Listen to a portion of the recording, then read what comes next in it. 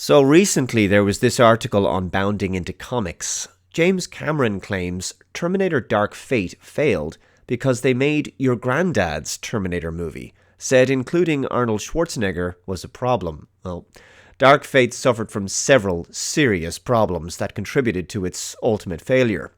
Arnold Schwarzenegger's involvement in the movie wasn't one of them. Now, I'm personally of the belief that the original ending of Terminator 2 Judgment Day should have been maintained, and the franchise should have ended with that second film. The subsequent Terminator films contributed nothing to the series, and in fact, just did more damage to the legacy of the saga, especially films like Terminator Genisys and Terminator Dark Fate. So the article says, in a wide-ranging interview with Deadline, in the lead-up to the release of Avatar: The Way of Water, Cameron was asked what he thought about the outcome of Terminator Dark Fate. Cameron, who was the producer on Dark Fate and had a story by credit, replied, "I think I'm actually reasonably happy with the film. Tim and I had our battles, and we've both spoken about that. But the crazy thing is, we're still pals, which is weird." Later in the article, it says, Cameron then revealed what he believes was one of the major problems with the film. "I think the problem, and I'm going to wear this one, is that I refused to do it without Arnold. Tim didn't want Arnold, but I said, look, I don't want that. Arnold and I have been friends for 40 years, and I could hear it and it would go like this, Jim, I can't believe you're making a Terminator movie without me. It just didn't mean that much to me to do it, but I said, if you guys could see your way clear to bringing Arnold back, and then, I'd be happy to be involved." He continued, "And then Tim wanted Linda. I think what happened is, I think the movie could have survived having Linda in it. I think it could have survived having Arnold in it. But when you put Linda and Arnold in it, and then, she's 60-something, he's 70-something, all of a sudden it wasn't your Terminator movie. It wasn't even your dad's Terminator movie. It was your granddad's Terminator movie. And we didn't see that." This is a very strange explanation for the failure of the film, in my opinion. As I say, there was no need to make another Terminator film. I don't think fans were all that interested, to be honest. But that's not to say a decent film couldn't have been made. But Terminator Dark Fate was anything but decent. The reason it failed is because it was woke, mediocre, and dull. It had a boring and uninteresting storyline, action sequences that failed to excite, and the film also made the star of the franchise, Arnold Schwarzenegger, a secondary character, and furthermore, in my opinion, the film presented a hideous anti-motherhood and anti-feminine message. And also, the film killed off John Connor, the central character of the franchise around whom the entire overarching storyline had been based, thus utterly disrespecting the mythology, and this was done so that a young, diverse female could take his place as the savior of mankind. These are actually some of the reasons it failed. But I have already gone into detail about all of this and more in my review of Terminator Dark Fate. What you're about to watch is a significantly remastered version of my review of Terminator Dark Fate to a far higher fidelity, and I've also heavily re-edited it with new visuals, making it a much superior cut when compared to the original. Well, the film opens with some archive footage of Sarah Connor in the asylum from Terminator 2. Then it cuts to 1998, where Judgment Day has been stopped. The timeline follows from Terminator 2 and ignores the subsequent films. She's on a beach with her son, John Connor. A T-800 comes out of nowhere and shoots John, killing him. Sarah is devastated. There's some very impressive CGI to make all three actors look young again, but putting that aside, this is an egregious opening sequence. John Connor was a central figure in the franchise since day one. It was bad enough that they made him a villain in Genisys, but this time they kill young John as a boy, completely eliminating him. Do you remember in Aliens when they established the character of Dwayne Hicks played by Michael Biehn? Of course, Michael Biehn would also play Kyle Reese in Terminator 1. Well, anyway, Dwayne Hicks survives at the end of the film. But in Alien 3, they just kill him off right at the start. To me, this felt exactly the same. It's a massive disservice to the development and legacy of Edward Furlong's version of John Connor. After spending all of Terminator 2 trying to protect the boy, they just kill him off in a frivolous, cynical, cavalier fashion at the beginning of this film. Yeah, like that's gonna go down well with fans. But of course, the key to the salvation of mankind can't be a white male character anymore in these days of political correctness. So the film moves forward to present day in Mexico. Grace, an augmented human and soldier from the future, travels back through time. She beats up some cops and then of course does the requisite stealing some random person's clothes thing that's been a staple of Terminator movies. This time, the incredibly masculine Grace takes the clothes of a male character as opposed to a female one. This is important symbolism that I believe forms part of the sinister political themes of this film, and I'll expand upon them later. Anyway, a young, happy, feminine, full of life Dani Ramos and her brother are going about their day when Rev 9 shows up in her workplace as her father and tries to kill her. But Grace shows up and rescues both her and her brother. Dani isn't exactly the brightest, most intelligent character in the movie, despite the fact that Grace keeps telling her how amazing she's going to be one day. Dani literally witnesses the Rev 9 posing as her father, trying to shoot her, and then when Grace attacks, she sees the Rev 9 damaged, with liquid metal exposing the endoskeleton underneath, and yet she still calls him Papi, thinking that it's her father, when it's so obviously not her father. They escape, her brother dies, Sarah Connor shows up, she hunts Terminators now, she often receives encrypted text messages from someone who tells her where to find Terminators who are about to show up around the world, and that's how she knew where Dani and Grace were going to be. Long story short, they have to make it to Texas to find this mysterious sender of these texts. This individual is of course Arnie's T-800, the one who killed John at the beginning of the film. Now, what I found absolutely absurd is that Dani never asks Grace why the Rev 9 wants to kill her. It takes a long time until Grace finally begins to explain to Dani why the Rev 9 wants to kill her, and even then, she doesn't go into all of the details until later. I believe there's an anti-natalist, anti-feminine theme in this film that I find absolutely abhorrent, and I'll explain it in detail, and I think you'll see what I'm talking about. While on top of a train bound for the US border, Sarah deduces that Dani is being protected for her womb, because someday she's going to give birth to a future male leader of the resistance like she did.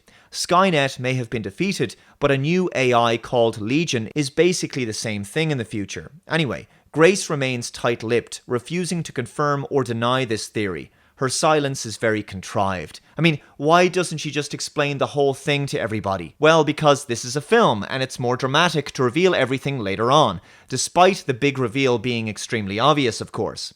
Now, we all know that men can't be the heroes of anything anymore, so it's obvious that the future leader of the resistance is not a male child that Dani is going to have one day. But it is in fact Dani herself. But the film doesn't reveal that obvious plot point just yet. The first thing that bugs me is how cynical Sarah Connor is about this. She suggests that Dani isn't a big deal, it's just her womb they want to protect, a situation she found herself in Terminator 1. But no one suggested that Sarah wasn't a big deal because she was just carrying the future savior of mankind. Sarah still had to be brave in that film, and more to the point, her womb, her child, was the thing that meant everything to her, so much so that she would risk everything to protect teenage John Connor in Terminator 2. Terminator 1 was made at a time before feminist wokeness had infiltrated Hollywood, so motherhood and maternal instincts were still celebrated and respected, but it doesn't seem to be now. Mothers are just incubators. They have no real important function according to this film. Motherhood is denigrated as being nothing important, despite the fact that women literally choose who gets to pass their genes on to the next generation. The mating choices of women shape the entire future of mankind. Every great man or woman who has ever existed, every great philosopher, world leader, entrepreneur, inventor, scientist, war hero, they all came from a woman and were likely raised by a woman with the values she imparted to them. Being a mother and a protective, loving, nurturing mother is the most important job anyone can do. You can't get heroic John Connors without heroic and loving Sarah Connors willing to give everything to help them survive. The idea that a woman is no big deal just because she's a mother of a future male leader is not only a truly despicable notion, but it completely contradicts Sarah's own story arc and personal journey. There's some historical revisionism going on here. It's the idea that Sarah now retroactively looks back at the events of Terminator 1 and doesn't really believe that she had all that much significance until such time as she became an ass-kicking warrior in the second film. Perhaps the writers have forgotten that Sarah's story arc was only made possible by the noble sacrifice of a human man, Kyle Reese, who laid down his life for her, and who was, of course, the father of her child. It's curious that Sarah is so schizophrenic in this scene on top of the train, because her story has become about her mourning the death of her son and becoming an angry, bitter, enraged, vengeful Terminator hunter as a result, but at the same time, she's downplaying the possibility of Dani herself one day becoming the mother of such a heroic child, as if there's little to no honor in that role, beyond some utilitarian function. But motherhood is in fact an honourable responsibility. John Peugeot has previously talked about how there is a current political agenda in Hollywood films to push more women into prominent action roles, effectively replacing male archetypes. But he also mentioned that feminine qualities are being denigrated. The feminine is no longer celebrated. Our media tells us that all of these strong female characters are great role models for women and girls. But they're not, because they're just female actors playing very macho masculine characters. There is no representation of femininity. The feminine, the beautiful, the compassionate, the loving, caring, and nurturing qualities of the feminine are not valued in these films. And so the female characters are stripped of their femininity. But you can't have humanity without both sides of the coin. The masculine is only one side of the human story. The feminine is the other side, and it's equally important. In Terminator Dark Fate, not only are the women given the overwhelming amount of screen time as action heroes, but Arnold Schwarzenegger is reduced to being a cameo in his own franchise. Despite being the primary star of 4 out of the last 5 Terminator films and the big star draw for cinema audiences, it takes about an hour before he's finally introduced in his role. And his role is more like Captain Kirk's role in Star Trek Generations. There's not much screen time for Arnie this time around, and to be honest, I got the impression that the film could have played out without him. It's as if the filmmakers realized, reluctantly, that they'd have to have him in the film because most Terminator fans just wouldn't go to see it if he wasn't involved. This time, the T-800 has become more human. He's integrated into society after his primary objective had played out.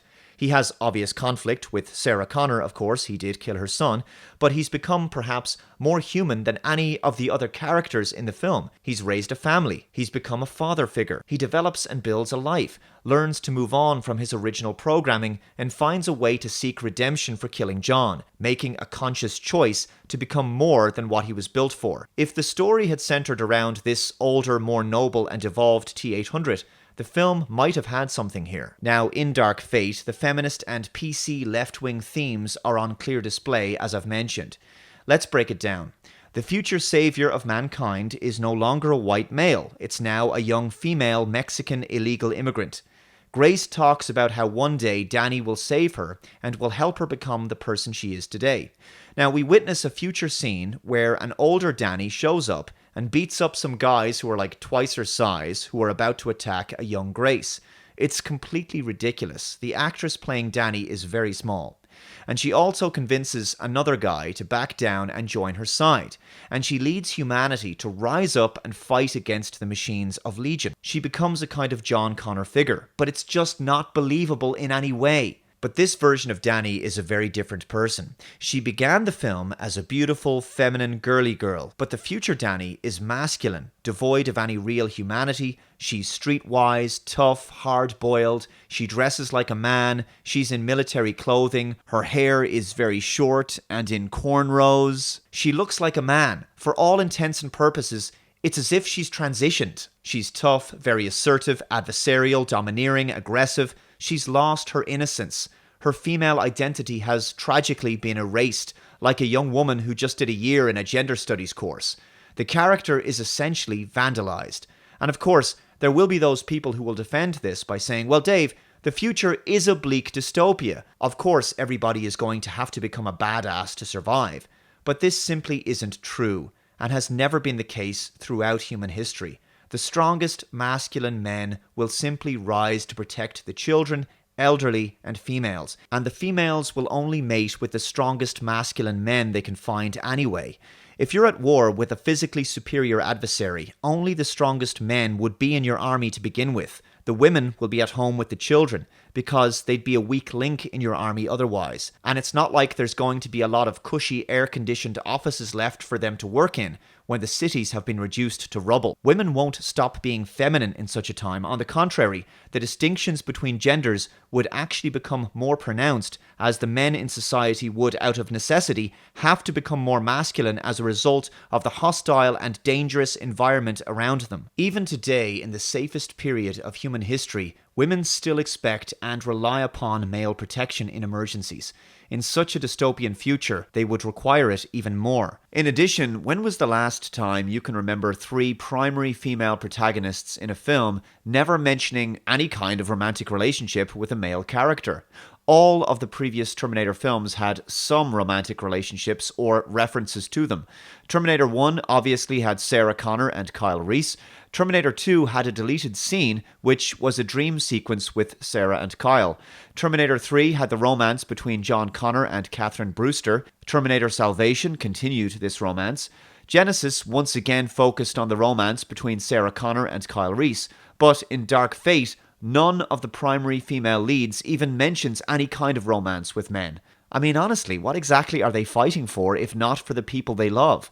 I recently read that by 2030, 45% of working women in the US between the ages of 25 to 44 will be single. That was a CNN article discussing research by Morgan Stanley. Perhaps films are now being produced to reflect this tragic reality, where female independence and this idea that everyone is an island on their own is considered something to aspire to. As a consequence of these women never discussing men and relationships, Dark Fate successfully passes the feminist Bechdel test. Dani, played by Natalia Reyes, is not a believable action hero. She's miscast in my view. No matter how the makeup and costume department tries to make her look tough and formidable, she just looks like a short teenage kid, and when she holds a gun, it's like a child holding a gun. I mean, she's 5'1". She doesn't really hold a gun convincingly, and she doesn't look like she has much upper body strength. She's very small and petite, and I don't believe she has the kind of strong on-screen presence to make her believable as an action hero, let alone the savior of mankind. When she says she's gonna stand and fight, it's incredibly cringy and unintentionally amusing. I'm gonna stand and fight! Speaking of amusing, the film does have a few noteworthy moments of humor, mostly from the character of the T-800, who goes by the name Carl. The humor comes from Schwarzenegger's deadpan delivery and the idea of a fearsome killing machine now living a normal, mundane life as a family man and running a drapery business. So anyway, we began the film with 2 hard-nosed, masculine, tough chicks in Sarah Connor and Grace, and we had 1 feminine character in Dani, and we conclude the film with 3 masculine, tough chicks. Grace herself is a male action archetype and a product of our politically correct age. Director Tim Miller claims that she's tough and strong but very feminine, and I would question his definition of feminine. This kind of character and her deliberate masculine appearance is likely a reflection of our age where gender confusion and gender fluidity are being pushed, the masculinization of women. No wonder a point is made about her choosing male attire when she arrives in the past. Now, in this film, the anti-natalist sentiment is that a woman doesn't need to have a child to feel fulfilled or be significant in any way, and so therefore, it shouldn't be something to aim for. Think about it for a second. In 1984, a Terminator film is made about protecting an unborn child, a future savior. The birth of a child is a symbol of hope, in this case, a future liberator of humanity. This is a biblical theme, of course. Children are our future. It's the idea that new birth can create renewal and salvation and hope for a better world. That humanity can be saved by not only a child, but a male child who will become a heroic man one day. Because in the real world, real warriors tend to be men. Not much suspension of disbelief required there. In 1991, a Terminator film was made about protecting this young boy. But in 2019, a Terminator film is made about this boy being brutally killed and made surplus to requirements in a throwaway opening sequence, and it's likely because of the cultural zeitgeist we live in, where women are told to have careers and not families, and where they're depicted as being successful when they're behaving like men. In many films and television series nowadays, there's all these independent ass-kicking tough chicks who don't need no man. Essentially, they're all male characters but cast with female actresses. This is not natural gender dynamics. It's not what women aspire to be, and it's not what men are attracted to. It's not empowering to women. This is disempowering to women. Sarah Connor may have become a tough warrior in Terminator 2, but she never stopped valuing the importance of her role as a mother. In fact, in the final deleted ending scene of that film, we see that she's returned to being a well-adjusted, happy, feminine woman in her latter years. She's a grandmother now. That was the original story until the franchise changed direction.